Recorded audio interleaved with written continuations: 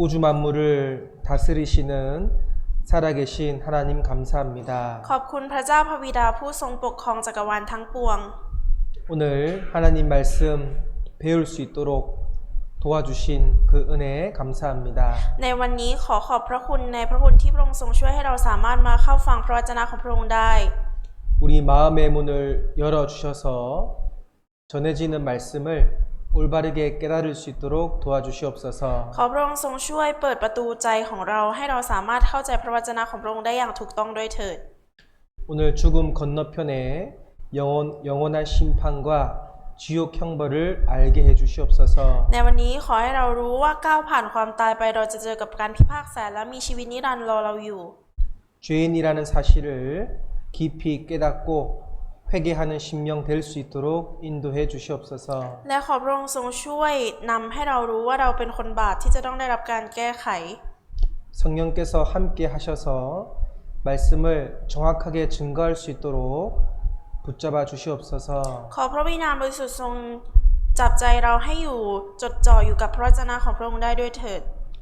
예수님 이름으로 기도드렸습니다. อธิษฐานในพระนามองค์พระเยซูคริสต์อาเมน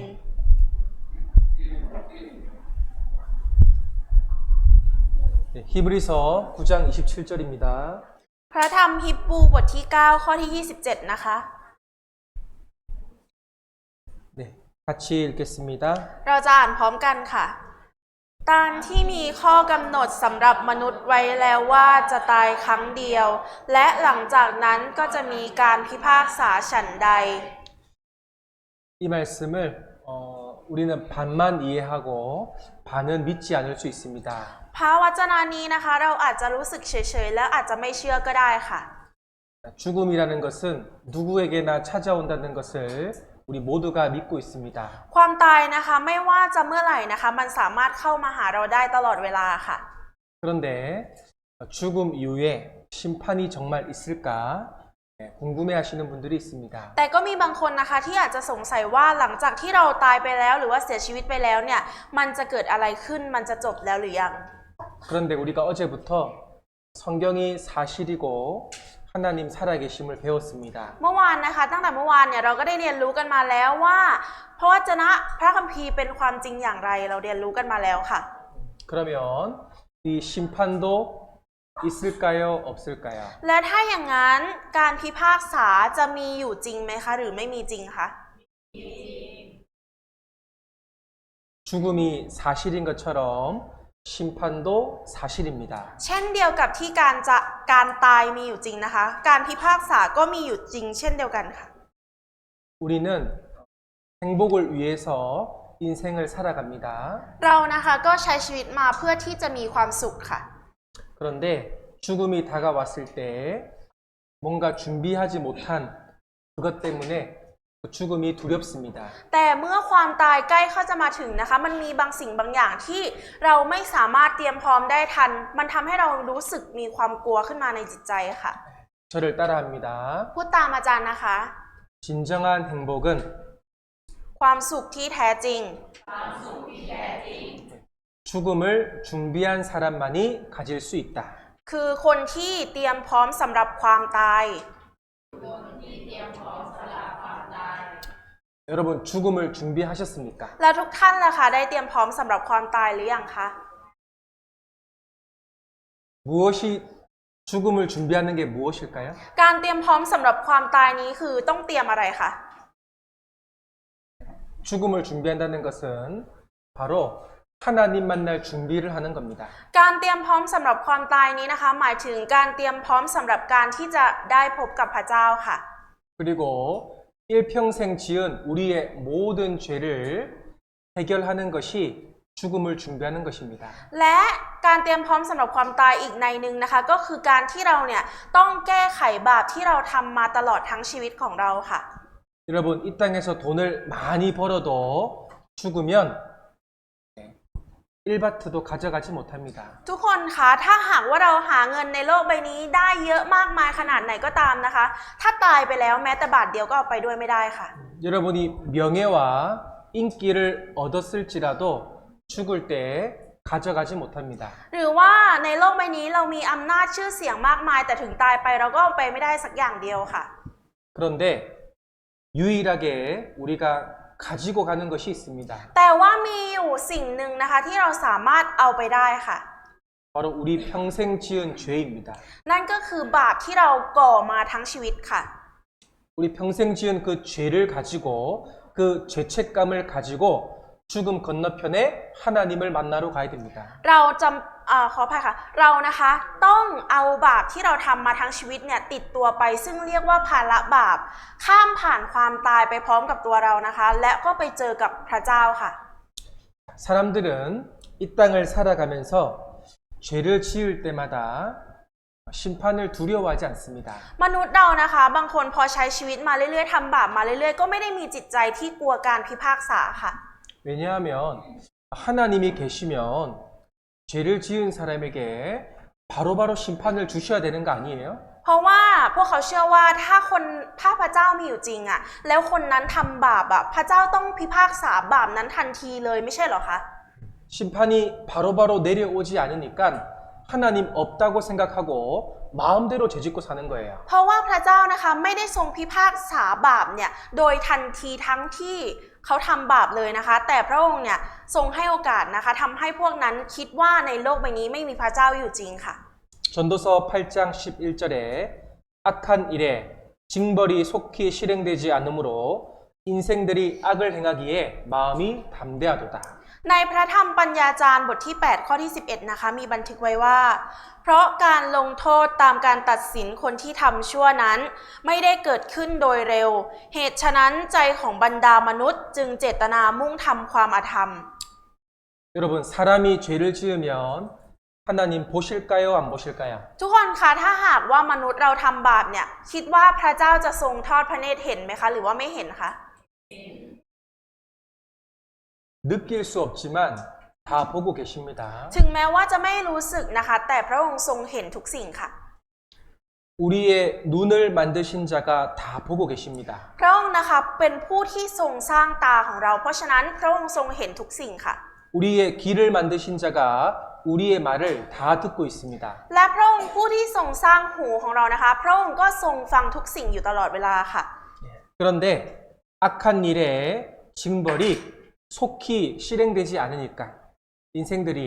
하나님 없다라고 생각하는 겁니다. แต่เป็นเพราะการลงโทษตามการตัดสินคนที่ทำชั่วนั้นไม่ได้เกิดขึ้นโดยเร็ว ก็เลยทำให้คนเหล่านั้นนะคะคิดว่าไม่มีพระเจ้าอยู่จริงค่ะ 하나님은 여러분을 오래 참고 지금도 기다려주고 있어요. พระเจ้านะคะอดทนเป็นระยะเวลานานนะคะและกำลังรอให้เรากลับใจอยู่ค่ะ 우리가 오전 시간에 배웠습니다. 하나님은 공의로우신 분이기도 하고 사랑이 많으신 분이기도 합니다. ก็ในชั่วโมงตอนเช้านะคะที่เราได้เรียนรู้กันไปว่า พระเจ้าเนี่ยทรงเป็นผู้ที่ยุติธรรมและเป็นความรักค่ะ 하나님은 죄는 반드시 심판하시지만 여러분이 회개하고 돌이키기를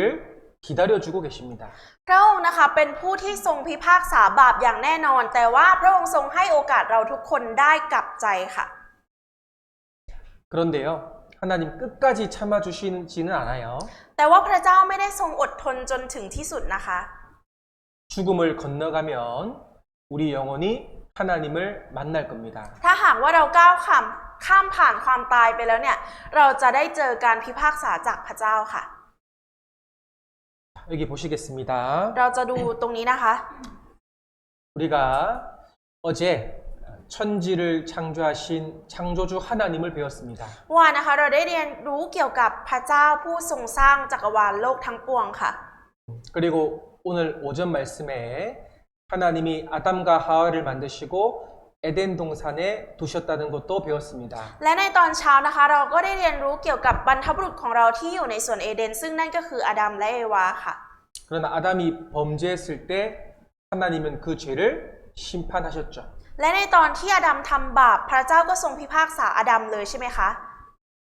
그리고 노아 시대 때 세상이 죄로 가득 차니까 하나님이 물로 심판하셨습니다. และในยุคสมัยของโนอาห์นะคะในโลกของเราเนี่ยเต็มไปด้วยความบาปทำให้พระเจ้าจงต้อง ตัดสินโลกพิพากษาโลกนี้ด้วยน้ำค่ะ 그리고 하나님의 백성인 이스라엘이 예수님을 배척하고 하나님 말씀을 배척하니까 2000년 동안 심판을 받았습니다. และชนชาติที่พระเจ้าทรงเลือกนะคะ ซึ่งนั่นก็คือชนชาติอิสราเอลต่อต้านพระเยซูนะคะเป็นศัตรูกับพระเยซูทำให้พวกเขาต้องรับคำสาปแช่งอยู่เป็นเวลานานค่ะ 그런데 마지막 시대에 예수님이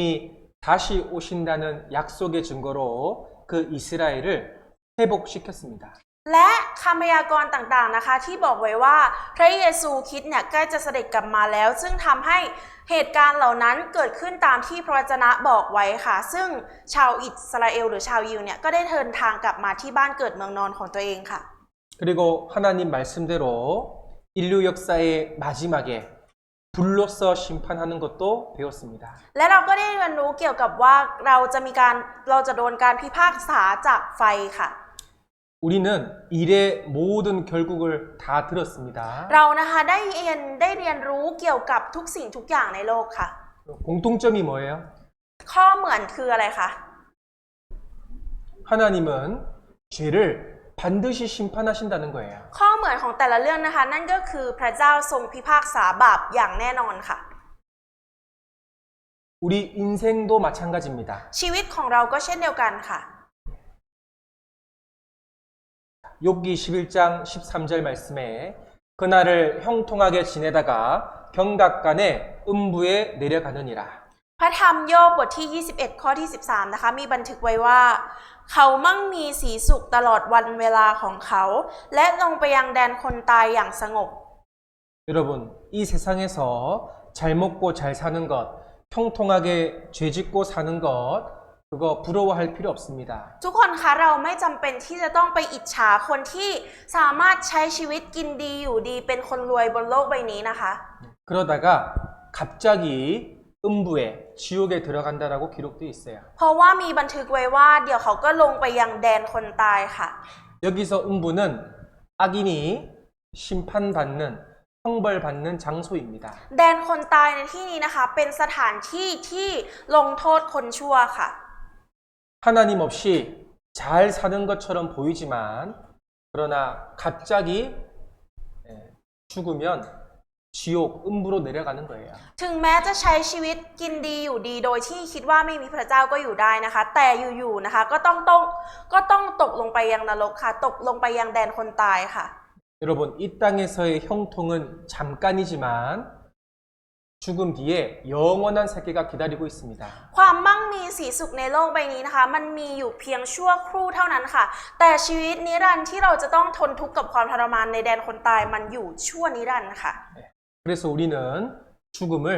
준비해야 되는 거예요. ดังนั้นเราจำเป็นอย่างยิ่งที่จะต้องเตรียมพร้อมสำหรับความตายค่ะ 전도서 12장 14절 같이 읽겠습니다. เราจะอ่านพระธรรมปัญญาจารย์บทที่ 12 ข้อที่ 14 พร้อมกันค่ะ เพราะว่าพระเจ้าจะทรงเอาการงานทุกอย่างเข้าสู่การพิพากษา พร้อมด้วยสิ่งเร้นลับทุกอย่างไม่ว่าดีหรือชั่ว 하나님이 무엇을 심판하시는지가 나와 있죠? มีบอกไว้ใช่ไหมคะว่าพระเจ้าพิพากษาอะไร 첫 번째가 모든 행위고 두 번째가 모든 은밀한 일입니다. อย่างแรกนะคะคือพระองค์จะทรงพิพากษางานทุกสิ่งทุกอย่างค่ะ และอย่างที่สองก็คือสิ่งที่มันเร้นลับหรือถูกซ่อนไว้ก็จะทรงพิพากษาด้วยค่ะ 자, 우리가 가슴에 손을 얹고 곰곰이 생각해 보세요. เราลองจับจิตจับใจของตัวเองแล้วลองคิดดูดีๆค่ะ 태어나서 지금까지 살면서 나의 모든 행위가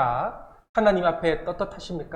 ตั้งแต่ที่เราเกิดมาจนถึงตอนนี้ในชีวิตของเราที่เราใช้มาเนี่ยเราใช้ชีวิตมาอย่างไร 하나님 앞에 죄가 없을까요? ต่อหน้าพระพักของพระเจ้าเราเป็นคนที่ไม่มีบาปเหรอคะไม่เคยทำบาปเลยเหรอคะ 우리는 죄 없다라고 말할 수 없습니다. เราไม่สามารถที่จะพูดออกมาได้ว่าเราเป็นคนที่ไม่มีบาปไม่เคยทำบาป 큰 죄든 작은 죄든 우리는 죄를 다 가지고 있습니다. ไม่ว่าจะบาปหนาหรือบาปเล็กๆน้อยๆก็เรียกได้ว่าเราก็มีบาปกันทั้งนั้นค่ะ 그리고 모든 은밀한 일은 마음으로 지은 죄를 말하는 거예요. และคำที่บอกว่าสิ่งเร้นลับ ทุกอย่างนะคะหมายถึงบาปที่เราเนี่ยก่อขึ้นมาภายในจิตใจของเราด้วยค่ะ 남편도 모르고 아내도 모르고 자식도 모르는 나만 알고 있는 죄가 있습니다. นั่นคือบาปที่สามีเราก็ไม่รู้ภรรยาเราก็ไม่รู้ลูกเราก็ไม่รู้มีเพียงแค่เรารู้คนเดียวเท่านั้น 그 죄를 가지고 하나님 만나면 어떻게 될까요? และถ้าเรามีบาปนั้นติดตัวไปพบกับพระเจ้ามันจะเกิดอะไรขึ้นคะ 이 땅에서의 심판이 있다면 저 세상에서 무서운 심판이 기다리고 있습니다. ถ้าหากว่าในโลกนี้มีการพิพากษานะคะในโลกนู้นก็มีการพิพากษาที่น่ากลัวมากยิ่งกว่าโลกนี้อีกค่ะ 먼저 이 세상의 심판과 저 세상의 심판이 다르다는 것을 좀 배울 필요가 있습니다. เราจะเป็นนะคะที่จะต้องเรียนรู้ว่าการพิพากษาในโลกใบนี้ที่เราอาศัยอยู่กับอีกโลกหนึ่งที่เราไม่รู้เนี่ยมันแตกต่างกันอย่างไรบ้างค่ะ 결론적으로 말씀드리면 이 세상의 심판은 불완전하지만 저 세상의 심판은 완벽합니다. ถ้าให้พูดเอาเข้าใจง่ายๆเลยก็คือการพิพากษาในโลกใบนี้มันไม่สามารถที่จะสมบูรณ์แบบหรือว่าเช็คได้อย่างชัดเจนนะคะแต่ว่าการพิพากษาในอีกโลกหนึ่งนั้นชัดเจนและแม่นยำค่ะ 자, 여기 먼저 재판장을 보시겠습니다. เดี๋ยวดูผู้พิพากษาก่อนนะคะว่าเป็นใคร 이 세상의 재판장은 판사, 사람인데 저 세상의 재판장은 모든 것을 아시는 하나님이에요. ก็ผู้พิพากษาในโลกใบนี้นะคะก็คือมนุษย์ถูกต้องไหมคะแต่ว่าในอีกโลกหนึ่งผู้พิพากษานั่นก็คือพระเจ้าค่ะ 여러분 판사는 죄인이 죄 짓는 현장을 본 적이 있어요, 없어요? ทุกคนคะผู้พิพากษาที่นั่งอยู่ในศาลนะคะเห็นไหมคะว่าคนนี้ทำผิดจริงๆได้อยู่ในสถานการณ์จริงๆไหมคะ 본 적이 없어요. ไม่เคยเห็นค่ะ 이 사람이 죄를 지었는지 안 지었는지 잘 몰라요. ผู้พิพากษาก็ไม่รู้ค่ะว่าคนคนนี้ทำบาปจริงหรือไม่ทำผิดจริงหรือไม่มีทางรู้ได้ค่ะ 증인을 통해서 증거를 통해서 추측하는 거예요. ผู้พิพากษาในโลกใบนี้นะคะจะพิจารณาผ่านพยานผ่านหลักฐานนะคะถึงจะสามารถตัดสินคดีได้ค่ะ 그러나 그 판결이 100%다 맞지는 않습니다. ดังนั้นจึงแสดงว่ามันไม่สามารถที่จะตัดสินคดีความได้อย่างแม่นยำ100%ค่ะ 그래서 억울한 사람들도 죄를 짓지 않았지만 죄를 지었다고 판정받는 억울한 사람들도 생기는 거예요. ดังนั้นมันจึงเกิดเหตุการณ์ที่เป็นกรณีที่ว่าฉันไม่ได้ทำผิดแต่ฉันโดนพิพากษาให้เป็นคนผิดแบบนี้ก็มีค่ะ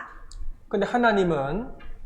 사람이 죄 짓는 것을 다 보셔야 안 보셔야? แต่พระเจ้าเห็นไหมคะว่าคนนั้นทำผิดจริงหรือไม่จริงพระเจ้าทรงมองเห็นไหมคะ 네, 다 보고 계십니다. พระองค์ทรงมองเห็นทุกสิ่งค่ะ 주께서 나의 앉고 일어섬을 아시며 멀리서도 나의 생각을 통촉하시오며 나의 길과 눕는 것을 감찰하시며 나의 모든 행위를 익히 아시오니 เมื่อข้าพระองค์นั่งลงและลุกขึ้นพระองค์ทรงทราบพระองค์ทรงเข้าใจความคิดของข้าพระองค์ได้แต่ไกลพระองค์ทรงตรวจตาวิถีและการนอนของข้าพระองค์และทรงคุ้นเคยกับทางทั้งสิ้นของข้าพระองค์ข้าแต่พระยาเวห์แม้ก่อนที่ลิ้นของข้าพระองค์จะพูดพระองค์ก็ทรงทราบความเสียหมดแล้ว 자, 여기요. 먼저 하나님은 여러분의 생각을 다 알고 계십니다. ก่อนอื่นเลยนะคะพระเจ้าทรงทราบอยู่แล้วว่าเราทุกคนคิดอะไรค่ะ 두 번째로 나의 모든 행위를 알고 계십니다. และอย่างที่สองนะคะไม่ว่าเราจะทำอะไรก็ตามการกระทำทุกอย่างของเราพระเจ้าทรงทราบหมดค่ะ 세 번째로 내 혀의 말을 다 아십니다. และลิ้นที่อยู่ในปากของเราจะพูดอะไรออกมาพระเจ้าทรงทราบค่ะ 그래서 하나님은요 완전한 심판을 하실 수 있습니다. ดังนั้นพระเจ้าจึงสามารถพิพากษาคดีได้อย่างแม่นยำและ100%ค่ะ 욥기 11장 11절 말씀 같이 읽겠습니다. เราจะอ่านพระธรรมโยบบทที่11ข้อที่11พร้อมกันนะคะเพราะพระองค์ทรงรู้จักคนหลอกลวงเมื่อทรงเห็นความชั่วพระองค์จะไม่ทรงพิจารณาหรือ 예, 악한 일은 상관치 않으시는 듯하나 다 보신대요, 안 보신대요? เมื่อทรงเห็นความชั่วพระองค์จะพิจารณาหรือไม่พิจารณาคะ 예. 그래서요, 저 세상의 심판은 완벽한 심판이 되는 거예요. ดังนั้นนะคะการพิพากษาในอีกโลกหนึ่งจึงแม่นยำและสมบูรณ์แบบมากที่สุดค่ะ 자, 여기 시편 94편 9절 말씀에도 귀를 지으신 자가 듣지 아니하시랴 눈을 만드신 자가 보지 아니하시랴 และในพระธรรมสดุดีบทที่ 94 ข้อที่ 9 นะคะได้บันทึกไว้ว่า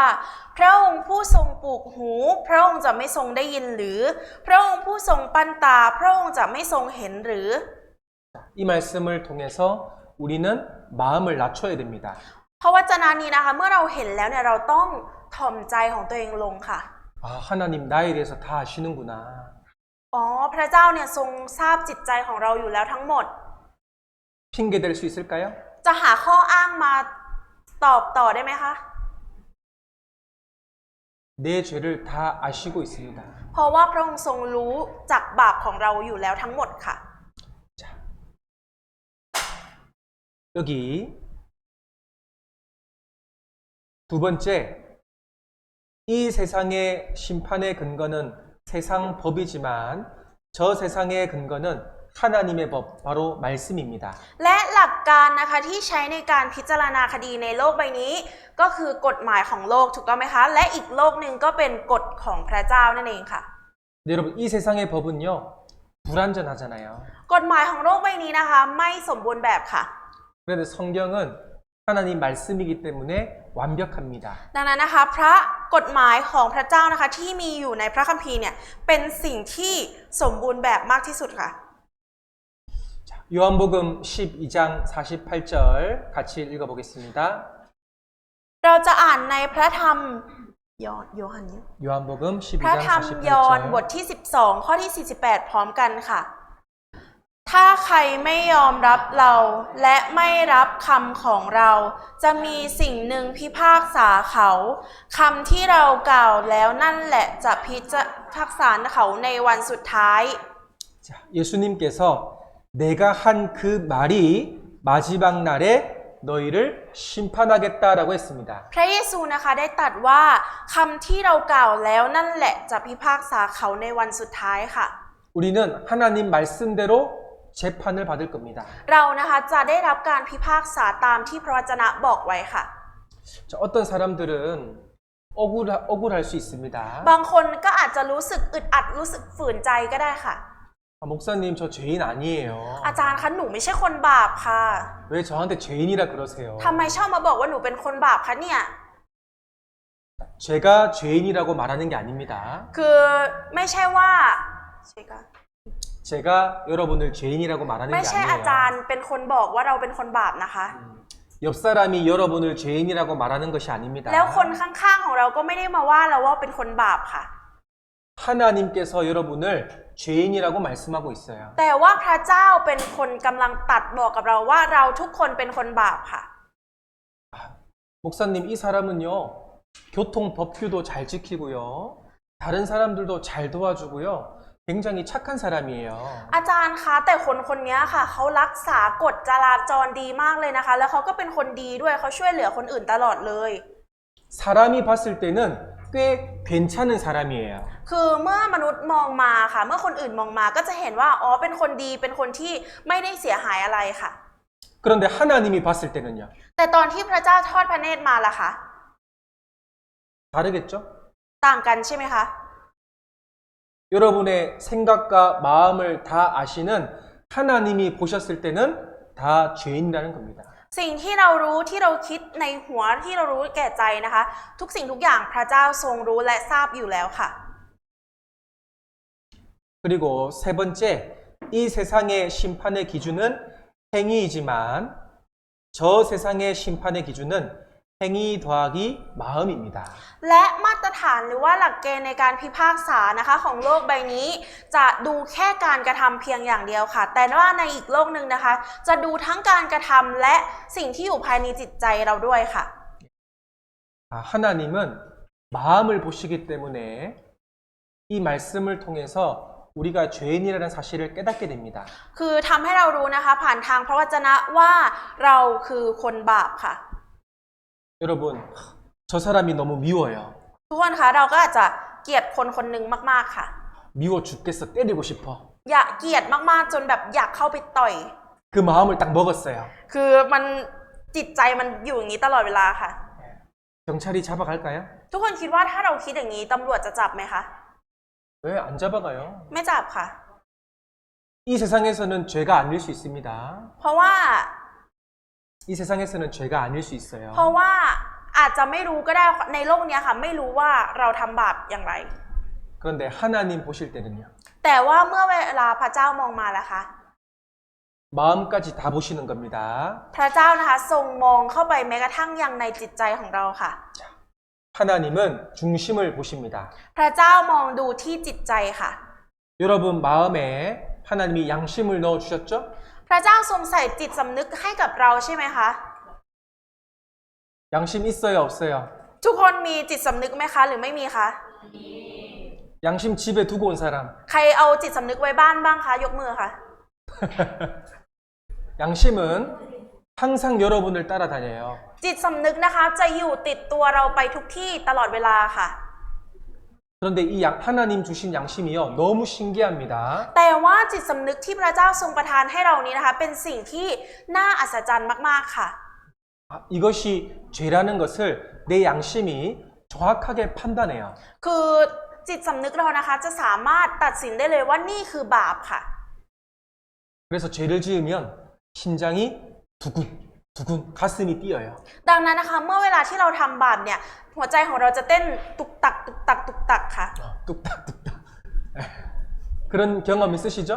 เคยมีเหตุการณ์แบบนี้เกิดขึ้นกับตัวเราเองบ้างไหมคะ 하나님이 양심을 통해서 알려주시는 겁니다. คือพระเจ้ากำลังบอกว่าเราเนี่ยมีจิตสำนึกค่ะ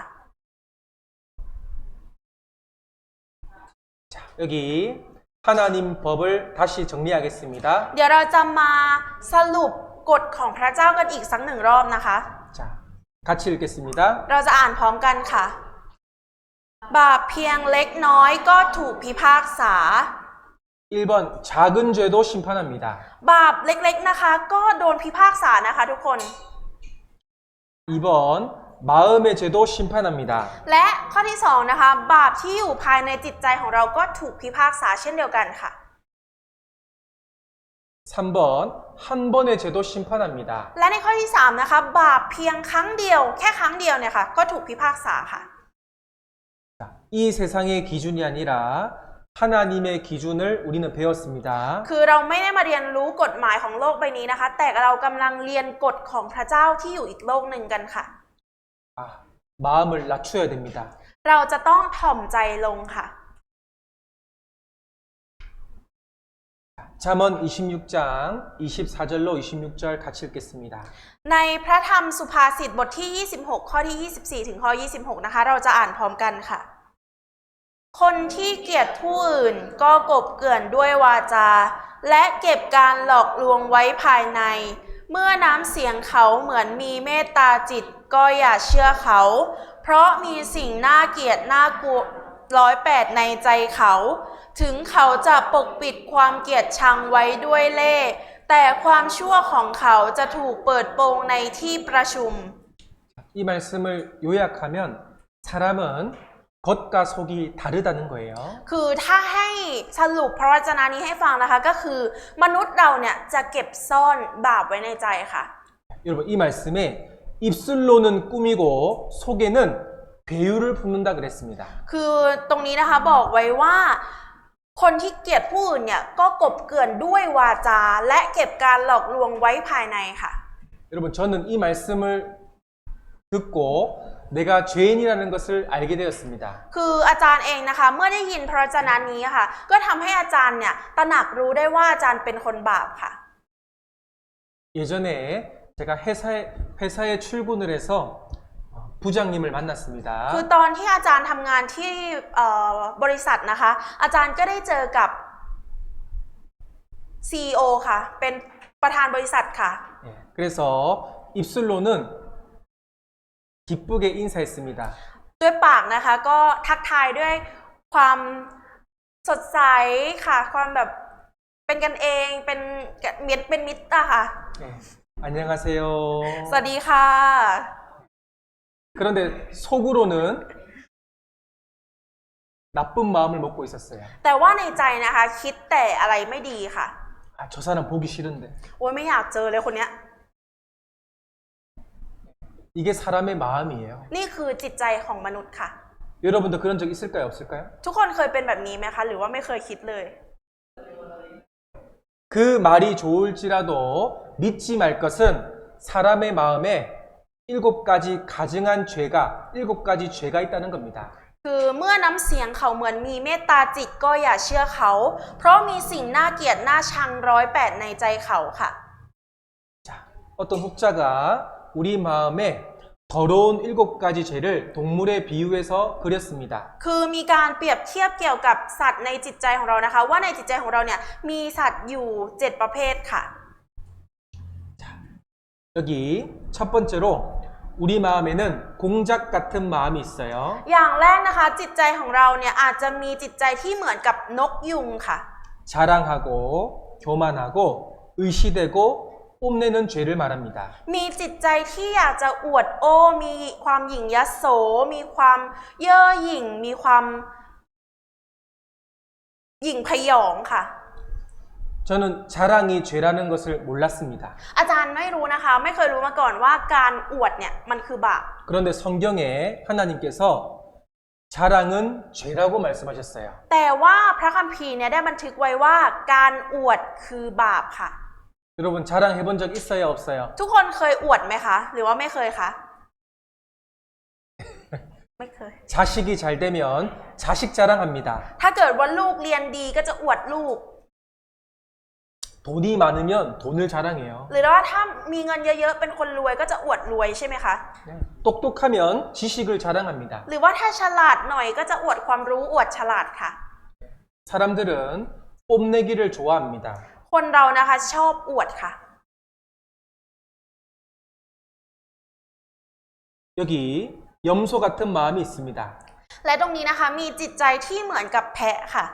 고집 부리고 음탕한 마음이에요. ทั้งดื้อดึงดื้อรั้นและก็มีความลามกค่ะ 우리도 있습니다. เราเองก็มีเช่นเดียวกันค่ะ 자, 돼지 같은 마음은 욕심, 미련함, 더러움입니다. และก็มีจิตใจที่เหมือนหมูค่ะมีความโลภมีความโง่มีความสกปรกในจิตใจค่ะ 거북이 같은 마음은 게으르고 기회주의적인 마음입니다. และมีจิตใจที่เหมือนตะภาพนะคะ จิตใจที่มีเหมือนตะภาพเนี่ยก็คือมีความขี้เกียจมีความคิดที่อยากจะฉวยโอกาสคนอื่นค่ะ 호랑이 같은 마음은 사납고 화를 냅니다. ส่วนจิตใจที่เหมือนกับเสือนะคะก็คือมีความดุร้ายน่ากลัวค่ะ 예. 자, 뱀 같은 마음은 독이 있고 간사하고 거짓말을 해요. ส่วนจิตใจที่เหมือนงูนะคะก็จะมีความชั่วร้ายออกมามีมารยามีการโกหกออกมาค่ะ 개구리 같은 마음은 수군수군대고 비방하고 욕을 합니다. และสุดท้ายจิตใจที่เหมือนกบนะคะก็จะมีการพูดซุบซิบนินทาคนอื่นใส่ร้ายคนอื่น มีการดูหมิ่นคนอื่นนั่นเองค่ะ 여러분 가만히 보니까 누구 마음 같아요? ทุกคนคะถ้ามองดูจริงๆแล้วมันคือจิตใจของใครคะ 누구 마음? จิตใจใครคะ 옆 사람 마음? คนข้างๆหรือเปล่าจิตใจแบบนี้ 자, 저를 따라합니다. พูดตามอาจารย์นะคะ 내 마음, จิตใจของฉัน 내 마음. จิตใจของฉัน 아, 이것이 죄라는 것을 몰랐는데 하나님 말씀을 보니까 내가 죄인이 맞구나. เมื่อก่อนเราก็ไม่รู้นะคะว่าจิตใจแบบนี้มันคือบาปแต่เมื่อเราได้เรียนรู้พระวจนะของพระเจ้าก็ทำให้เรารู้ว่า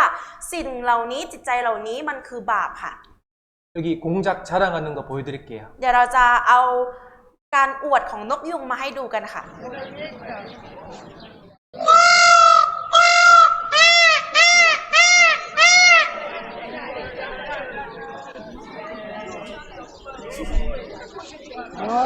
Guarda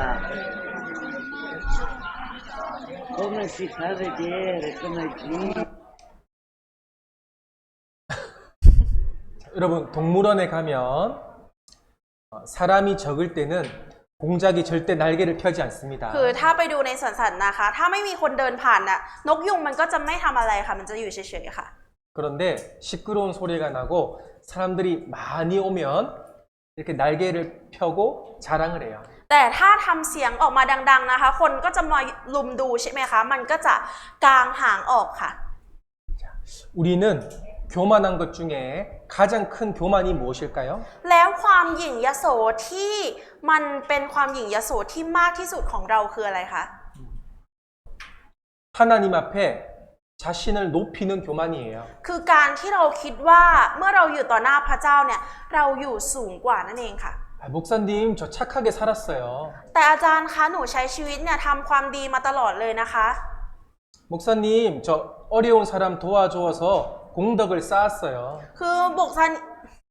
อาจารย์ครับผมเนี่ยใช้ชีวิตมาด้วยการช่วยเหลือคนอื่นตลอดเลยผมสะสมบุญมาเยอะมากๆเลยครับ 그래서 저는 천국에 갈 거예요. ดังนั้นนะผมจะได้ขึ้นสวรรค์อย่างแน่นอน 하나님 앞에 아주 위험한 교만입니다. แต่ว่านี่คือสิ่งที่เป็นความเย่อหยิ่งที่อันตรายมากที่สุดเมื่ออยู่ต่อหน้าพระพักตร์ของพระเจ้าค่ะ 하나님 말씀에 너희가 거듭나지 아니하면 하나님 나라를 볼 수 없다라고 했습니다. พระเจ้านะคะได้ตรัสไว้ว่าถ้าเจ้าไม่ได้รับการเกิดใหม่จะไม่มีทางได้เห็นอาณาจักรของพระเจ้าค่ะ 여러분 구원 받으셨습니까? ทุกท่านได้รับความรอดหรือยังคะ 잘 모르겠어요? ไม่แน่ใจเหรอคะ 잘 모른다는 것은 구원을 받지 않은 거예요. ถ้าว่าไม่แน่ใจหรือว่าไม่รู้แสดงว่าไม่ได้รับความรอดนะคะ 이번에 말씀을 잘 들어서 꼭 거듭나셔야 됩니다. อยากให้ทุกท่านนะคะตั้งใจฟังพระวจนะในครั้งนี้ แล้วก็อยากให้ได้เกิดใหม่ ได้รับการบังเกิดใหม่ค่ะ 자, 그리고 이 염소는요, 고집이 너무 센데 사람들은 고집이 다 있어요. คือและก็ต่อมานะคะจิตใจที่เหมือนแพะเนี่ยมันจะมีความดื้อดึงซึ่งมนุษย์เราทุกคนก็มีจิตใจแบบนี้ค่ะ 오늘 우리는 하나의 고집을 버려야 됩니다. เรานะคะจะต้องทิ้งความดื้อดึงตรงนั้นไปให้หมดในวันนี้ค่ะ 어떤 고집일까요? ความดื้อดึงแบบไหนคะ 내 생각, ความคิดของตัวเองค่ะ 내 경험. ประสบการณ์ของตัวเอง 자, 하나님 말씀을 배워보니까 내 생각하고 너무 달라요. พอได้เรียนรู้พระวจนะของพระเจ้าแล้วเอามาเทียบกับความคิดของเราเนี่ยมันแตกต่างกันเหลือเกิน 그 부딪혔어요. 무엇을 버려야 될까요? แล้วเราจะเอามาเทียบกันเนี่ยเราจะต้องทิ้งอะไรไปคะ 대답 안 하시는 거 봐. ลอง 대답 안. ลองตอบดูค่ะ 하나님 말씀을 버려야 돼요. 내 생각을 버려야 돼요. เราจะต้องทิ้งพระวจนะของพระเจ้าหรือเราจะต้องทิ้งความคิดของตัวเราเองคะ 여러분의 생각과 경험을 고집을 버려야 되는 거예요. เราจะต้องทิ้งความคิดของตัวเองซึ่งเป็นความคิดที่ดื้อรั้นค่ะ 내 생각보다 하나님 생각이 훨씬 더 중요하잖아요. เพราะว่าความคิดของพระเจ้าหรือว่าพระวจนะของพระเจ้าเนี่ยเป็นสิ่งที่สำคัญมากกว่าความคิดของเราเองค่ะ 내 생각은 틀릴 수 있지만 하나님 생각은 틀릴 수가 없습니다. ความคิดของเรานะคะอาจจะมีถูกบ้างผิดบ้างแต่ว่าของพระเจ้านะคะไม่มีผิดเลยค่ะ 자, 그리고 이 염소의 특징은 음탕해요. 눈이 음탕합니다. และลักษณะเด่นของแพะนะคะมีความลามกค่ะ ลูกตานะคะเป็นสีแดงค่ะ 또 가늠치 말라 하였다는 것을 너희가 들었으나 나는 너희에게 이르노니 여자를 보고 음욕을 품는 자마다 마음의 임이 가늠하였느니라. ท่านทั้งหลายได้ยินคำซึ่งกล่าวไว้ว่าห้ามล่วงประเวณีผัวเมียเขา ส่วนเราบอกพวกท่านว่าใครมองผู้หญิงด้วยใจกำหนัดในหญิงนั้น คนนั้นได้ล่วงประเวณีในใจของเขากับหญิงนั้นแล้ว 남자분들은 이쁜 여자를 보고 음욕을 품었어요. 하나님은 간음죄라고 보시는 겁니다. ผู้ชายบางคนนะคะเห็นผู้หญิงสวยๆเนี่ยก็มองแล้วก็อยากได้แล้วก็คิดไม่ดีค่ะ พระเจ้ามองมานะคะพระเจ้าจะมองว่าสิ่งนี้คือบาปค่ะ 여성분들이 잘생긴 남자를 보고 음욕을 품었습니다. 하나님은 간음죄라고 보는 거예요. หรือว่าพวกผู้หญิงนะคะที่เห็นผู้ชายหล่อๆแล้วก็มีความคิดที่ไม่ดีนะคะ พระเจ้าเนี่ยก็จะทรงมองมาว่ามันเป็นบาปในการล่วงประเวณีค่ะ 여러분 간음죄 지었을까요? 안 지었을까요? ทุกคนได้ทำบาปในการล่วงประเวณีไหมคะหรือว่าไม่เคยคะ 하나님 앞에 간음죄 다 지었어요. คือพระเจ้ามองเห็นแล้วว่าสิ่งนี้คือบาปในการล่วงประเวณีค่ะ 곰곰이 생각해 보십시오. ลองคิดดูดีๆนะคะ 자, 잠언 6장 29절 말씀에 남의 아내와 통간하는 자도 이와 같을 것이라. 무릇 그를 만지기만 하는 자도 죄 없게 되지 아니하리라. ในพระธรรมสุภาษิตบทที่ 6 ข้อที่ 29 นะคะบันทึกไว้ว่า บุคคลผู้เข้าหาภรรยาของเพื่อนบ้านก็เป็นอย่างนั้นแหละ ไม่มีใครที่แตะต้องนางแล้วจะไม่ถูกลงโทษ 예. 하나님 말씀에 아내를 두고 다른 여자를 만나는 것도 간음죄입니다. คือทั้ง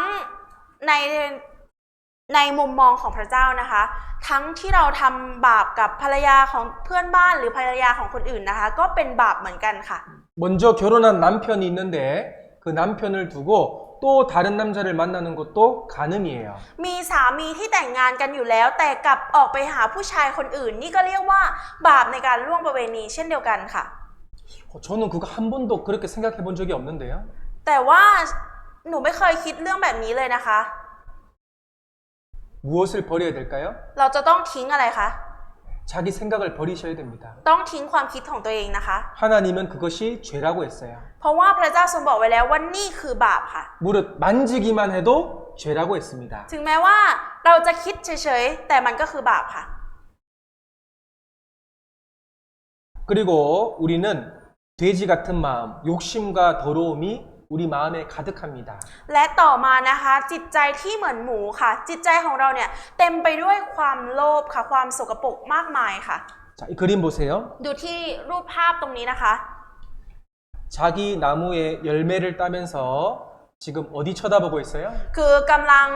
สอยผลไม้ของตัวเองอยู่ แต่ว่าตามองที่ไหนคะ 옆집 나무 쳐다보고 있어요. ตากำลังมองต้นไม้ของบ้านอื่นอยู่ค่ะ 사람은 더 가지고 싶은 욕심이 있습니다. มนุษย์เรานะคะมีจิตใจที่โลภอยากจะมีมากยิ่งกว่าที่มีอยู่ค่ะ 더 돈을 많이 벌었으면 좋겠어. ถ้าหาเงินได้มากยิ่งกว่านี้ก็คงจะดี 더 크고 좋은 집을 가졌으면 좋겠어. ถ้ามีบ้านหลังใหญ่โตมากกว่านี้ก็ยิ่งจะดีไปใหญ่ 욕심이 끝이 없어요. คือความโลภอะค่ะมันไม่มีจุดสิ้นสุดค่ะ 하나님 보실 때 죄라고 했습니다. เมื่อพระเจ้ามองมานะคะ สิ่งนี้เรียกว่าบาปค่ะ 이 친구 뭐 하고 있어요? ตรงนี้น้องๆเขาทำอะไรกันอยู่คะ 컨닝하고 있어요. กำลังลอกค่ะ 남의 지식을 훔치는 거죠. คือเป็นการขโมยความรู้ของคนอื่นใช่ไหมคะ 대학교에 가도 시험을 치는데 컨닝을 하고 있습니다. ในมหาลัยก็เช่นเดียวกันค่ะกำลังทำข้อสอบอยู่ แต่ก็มีการลอกข้อสอบกันค่ะ 자신의 이익을 위해서 좋은 점수를 받기 위해서 남의 지식을 도둑질하고 있잖아요. เพื่อให้ตัวเองเนี่ยได้คะแนนดีๆ สอบผ่านนะคะ ก็เลยไปขโมยความรู้ของคนอื่นมาค่ะ 우리 마음에 이런 마음들이 있는 거예요. จิตใจของมนุษย์เรานะคะมีจิตใจแบบนี้อยู่มากมายค่ะ 그리고 우리는 기회주의적인 마음이 있습니다. และจิตใจของเรานะคะมีความคิดที่อยากจะฉวยโอกาสค่ะ 남이 볼 때와 안 볼 때 내 말과 행동이 달라집니다. ไม่ว่าคนอื่นจะมองมาหรือไม่มองมานะคะ ความคิดกับคำพูดของเราเนี่ยสามารถเปลี่ยนแปลงได้อยู่ตลอดเวลาค่ะ 유리하면 목을 쭉 내밀고 불리하면 목을 쏙 집어넣어요. ถ้าเกิดว่าเป็นเรื่องที่ดีนะคะก็จะโผล่หัวขึ้นมา แต่ถ้าเป็นเรื่องที่ไม่ดีก็จะโผล่หัวผุดเขาเรียกว่าอะไรนะหดหัวกลับเข้าไปค่ะ 그리고 우리 마음에 이 싸납고 호랑이 같은 마음이 있습니다. และต่อไปนะคะเรามีจิตใจที่น่ากลัวเหมือนกับเสือค่ะ 자, 같이 읽겠습니다. เราจะอ่านพร้อมกันนะคะ ผู้ใดเกลียดชังพี่น้องของตน ผู้นั้นก็เป็นฆาตกร และท่านทั้งหลายก็รู้แล้วว่า ไม่มีฆาตกรคนใดที่มีชีวิตนิรันดร์ดำรงอยู่ในเขาเลย 하나님이 말씀하시는 살인죄가 기록되어 있죠. คือมีบันทึกเกี่ยวกับคำพระวจนะของพระเยซูใช่ไหมคะที่พระองค์ทรงบอกว่า ผู้ใดที่เกลียดชังผู้นั้นก็เป็นฆาตกรค่ะ 형제를 미워하는 것은 살인죄입니다. การเกลียดชังพี่น้องของตนนะคะเป็นฆาตกรค่ะ 왜냐하면 하나님은 여러분의 마음을 보시잖아요. เพราะว่าอะไรคะเพราะว่าพระเจ้าเนี่ยมองดูที่จิตใจของเราทุกคนใช่ไหมคะ 여러분 사람을 살인해서 저 감옥에 있는 사람 생각해 보세요. ลองคิดถึงคนที่ไปฆ่าคนอื่นนะคะ แล้วโดนจับติดคุกค่ะ 그 감옥에 있는 사람과 여러분은 무슨 차이가 있을까요? คนที่อยู่ในคุกกับเราตอนนี้มีความแตกต่างอะไรกันคะ 저 사람은 참지 못하고 사람을 죽인 거예요. คนนั้นนะคะเขาอดทนไม่ไหวแล้วจึงไปฆ่าคนอื่นค่ะ 우리는 참고 절제한 거예요. แต่ว่าเราอดทนได้แล้วเราอยู่เฉย 미워하는 마음을 가진 것은 똑같은 거예요. ๆ แต่เรามีจิตใจที่เกลียดชังเหมือนกันค่ะ 우리는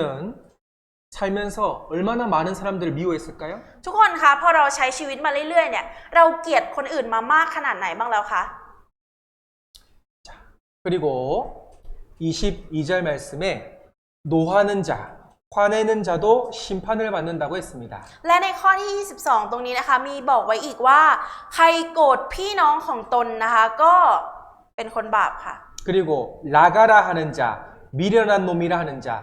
욕하는 자도 심판받는다고 했습니다. คนที่เหยียดหยามคนที่พูดว่าอ้ายโฉดหรือว่าคนที่พูดคำหยาบนะคะก็จะโทษถึงไฟนรกค่ะ 어떤 심판이냐면 지옥불에 들어간다고 했습니다. โทษถึงไฟนรกนี้นะคะคือการพิพากษาค่ะ 여러분 미워한 적 있죠? ทุกคนเคยเกลียดไหมคะเคยเกลียดชังใครไหมคะเคยไม่ชอบใครไหมคะ 화낸 적 있죠? แล้วเคยโกรธใครหรือเปล่าคะ 욕한 적 있죠? เคยด่าไหมคะเคยพูดคำหยาบออกมาไหมคะ 네. 하나님 보실 때 나는 죄인입니다. เมื่อพระเจ้ามองมานะคะพระองค์ทอดพระเนตรเห็นเราเป็นคนบาปค่ะ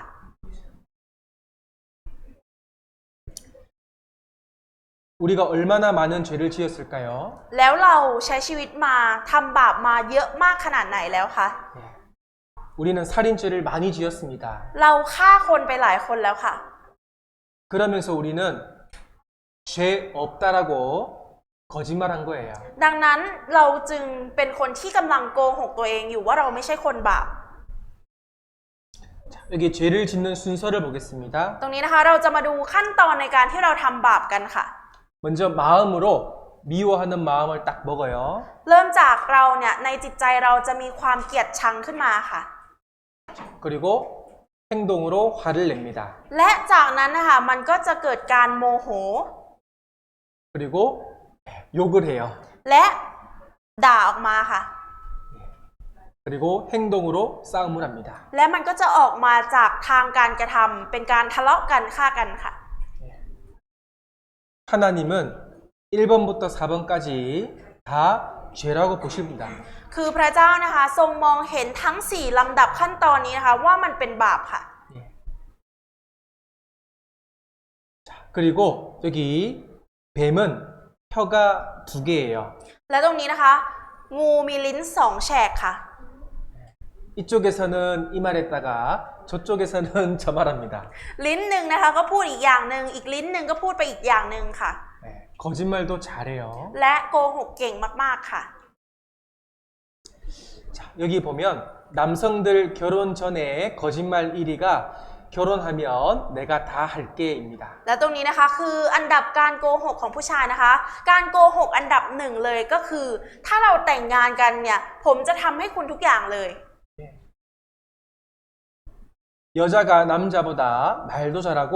거짓말도 잘한대요. ผู้หญิงพูดเก่งกว่าผู้ชายไม่พอนะคะยังโกหกเก่งกว่าด้วยค่ะ 저 한 번도 거짓말 안 했어요. 손 들어보세요. ไหนใครลองยกมือให้ดูหน่อยค่ะว่าไม่เคยโกหกมีใครไหมคะใครไม่เคยโกหกบ้างคะ 손 든 사람은 거짓말 1개 추가.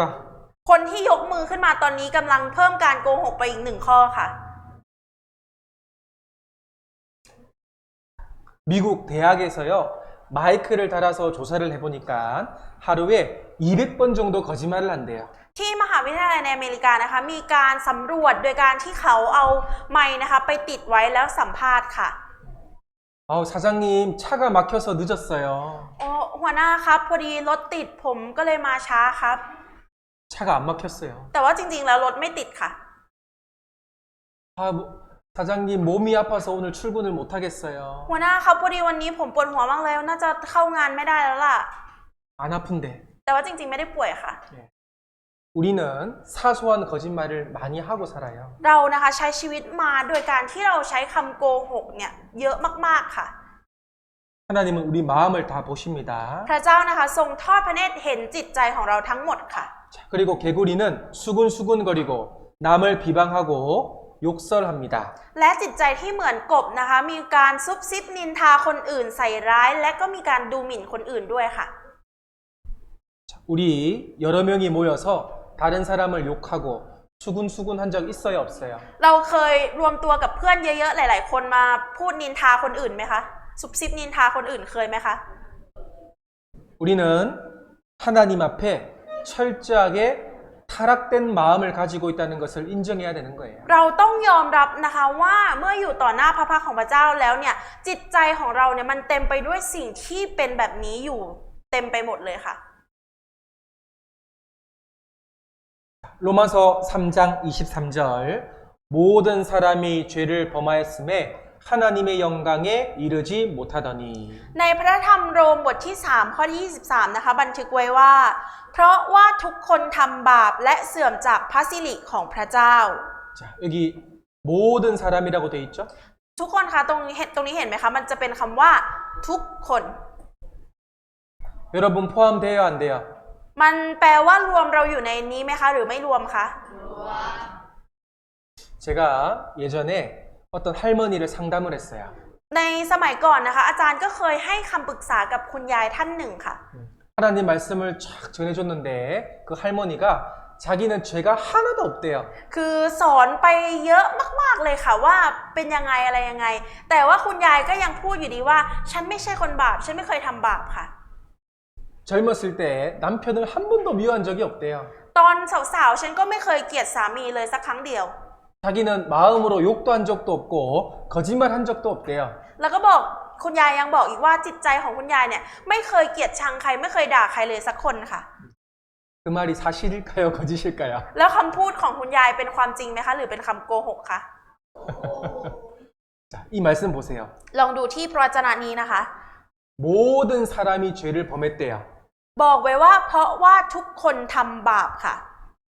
자, 그 할머니가 거짓말하고 있을까요? 하나님이 거짓말하고 있을까요? ทุกคนคิดว่าคุณยายกำลังโกหกอยู่หรือว่าพระเจ้ากำลังโกหกเราอยู่กันแน่คะ 우리는 말씀 앞에 자신의 생각을 버려야 되는 거예요. เมื่ออยู่ต่อหน้าพระวจนะของพระเจ้านะคะเราจำเป็นอย่างยิ่งที่จะต้องทิ้งความคิดที่เรามีอยู่ออกไปค่ะ 하나님의 영광에 이르지 못한다는 말은 천국 들어갈 수 없다는 뜻입니다. คำว่าเสื่อมจากพระสิริของพระเจ้าในที่นี้นะคะแปลว่าเราไม่สามารถที่จะเข้าไปยังอาณาจักรของพระเจ้าหรือที่เรียกว่าสวรรค์ได้ค่ะ 모든 사람이 죄를 지었기 때문에 천국 갈 수 없다라고 하시는 거예요. กำลังบอกว่าเพราะว่าทุกคนทำบาปนะคะทำให้ไม่สามารถที่จะขึ้นสวรรค์ได้นั่นเองค่ะ 그럼 여러분 어디 간다는 말이에요? และถ้าอย่างนั้นกำลังบอกว่าเราจะต้องไปที่ไหนคะ 하나님이 지금 여러분에게 모든 사람은 죄를 범했기 때문에 지옥에 간다라고 말씀하고 있는 거예요. พระเจ้ากำลังตัดบอกกับเราว่าเราทุกคนเป็นคนบาปเราทำบาปทำให้ไม่สามารถที่จะขึ้นสวรรค์ได้ ดังนั้นเราจะต้องตกนรกค่ะ 우리는 하나님 앞에 인정을 하고 죄인이라는 사실을 알아야 됩니다. เมื่ออยู่ต่อหน้าพระพักตร์ของพระเจ้านะคะเราจำเป็นที่จะต้องยอมรับว่าเราคือคนบาปที่จะต้องตกนรกค่ะ 그래서 우리는 예수님을 통해서 죄를 전부 용서받아야 되는 거예요. ดังนั้นเราจะมีความจำเป็นที่จะต้องได้รับการยกโทษบาปจากพระเยซูค่ะ 10분 휴식하고 이어서 말씀 전하겠습니다. เราจะพักกัน10 นาทีนะคะหลังจากนั้นเราจะมาเริ่มฟังกันต่อใน10 นาทีหลังค่ะ